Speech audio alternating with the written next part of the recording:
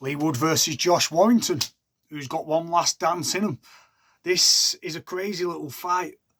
Who's took too much? That's the question. Who's took too much? Because Wood has took a lot. That fight with Conlon knocked a lot, and I know he came out with that. Josh Warrington's took a lot. Garcia, Wood, the pair of them have took a lot. And then they've still managed to come back. So who's got it left? Who's going to be the one with that little bit of mileage? Because I think they're both brave. I think they both fight with intensity, pride. One weathers a storm and comes back. But did he stop into, he was getting beaten that first fight? Well, I just think if you don't get him in the first, you ain't getting him in the second. It's like the Groves Froch thing. Warrington had to be on his A, and he was, like against Frampton. But I wonder how many it's going to take out of him, knowing that no matter what he does, if he doesn't knock Lee Wood out, boy, he's in trouble. Although we nearly did in the last fight. That was a while ago. Who wins? Can all part of me saying, Josh, Warrington's ready for this. But has he overtrained? Is he ready? Is he absolutely, he's putting everything into this? Or is Wood going to just ride this out yet again? He knows what he brings, and it's just not enough to stop him. I'm going to edge Wood again, because I just feel like this time out, it's really tough to think, but I can just see it going a similar way. But this time out, Wood might be a little bit more measured as opposed to getting caught as quick. And then he might catch Warrington early, believe it or not. Sometimes it goes like that, where you think Warrington's going to come out all guns blazing. It might go the opposite way, where Wood might turn up differently. You just don't know. He's known for calming himself, weighing himself in the fight. We know what Warrington's going to bring. But has he put too much into this? Has he absolutely gone for it? And is this like, I'm going to die for this fight? Is Wood going to weather it again? This is the question. Can he weather it again? Because last time was a lot.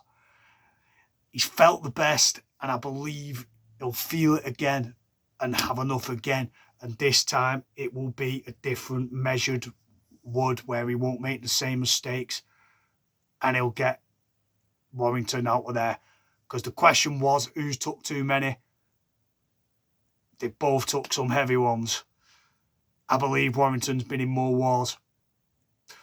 Personally, took a lot as of late, and I just think the measure will be with Wood. He'll be a little bit even more measured this time, where he's got more in the tank to do it, probably even sooner.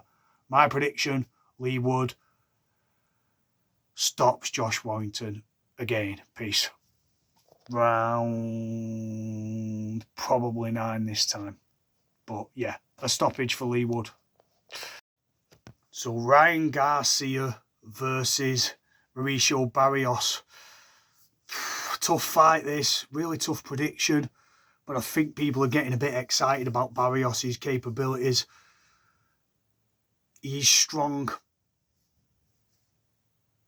He has fought a lot of good fighters. He has won a lot of good fights, but he's not looked great when he's stepped up. And Garcia did struggle against Tank Davis and Romero, both shorter fighters.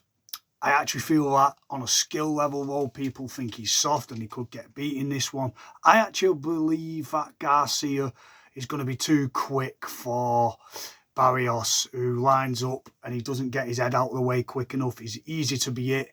And although Garcia, the saying, could fade in the 7, I don't know. I think Garcia's got the timing and the speed. I think he has the skill set for Barrios in this one. I just think the way he's looked against, held his own against Tank Davis, and the way he's held his, he looked okay against Romero until he got caught. He struggles with the shorter fighters. Obviously, it shows that a guy of his same sort of height, at an easier chance to counter. I think Garcia will use his footwork and pin that left hook. It's going to be hard to get out of the way of. And if Garcia's still there or thereabouts, providing he keeps that head away, I think Garcia beats Barrios. I think people are getting a bit excited on Barrios. Listen, the guy's struggling with Pac-Man. Now, I'm not saying Garcia's got the brain of Pac-Man or the IQ or the footwork. However, he definitely has the reach and the counter ability and the speed, even faster than Pac-Man now, to be able to put and time Barrios out of there. So people are getting way excited about this fight, thinking that Barrios is going to kill him. Based on what? Because I don't think you've seen enough. He sort of reminds me of, who's that fighter that fought Danny Garcia? Got it in one. After a second time of guessing, Lucas Matisse. Strong, durable, game, tough. Like Santa Cruz. Yeah. I think Garcia's got the skills to beat this guy. Conor Benn thinks Barrios, obviously, because he's trying to wind up Garcia. That's no good for Conor Benn's stock if Barrios does win. So I don't know if he's just playing a few mind games there. He technically really does want Garcia to win.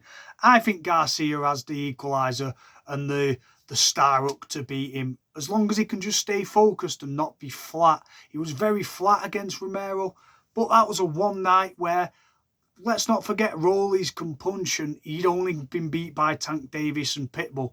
So Rollies had tough fights. Garcia, he tends to time you, and when he catches you, your legs are going to wobble. I just think Barrios is too fundamental and too stiff for Garcia. Garcia is going to find him, and Garcia knocks him out in round 7. Peace. And it doesn't matter what round. Ryan Garcia wins the fight. Tell me what you think.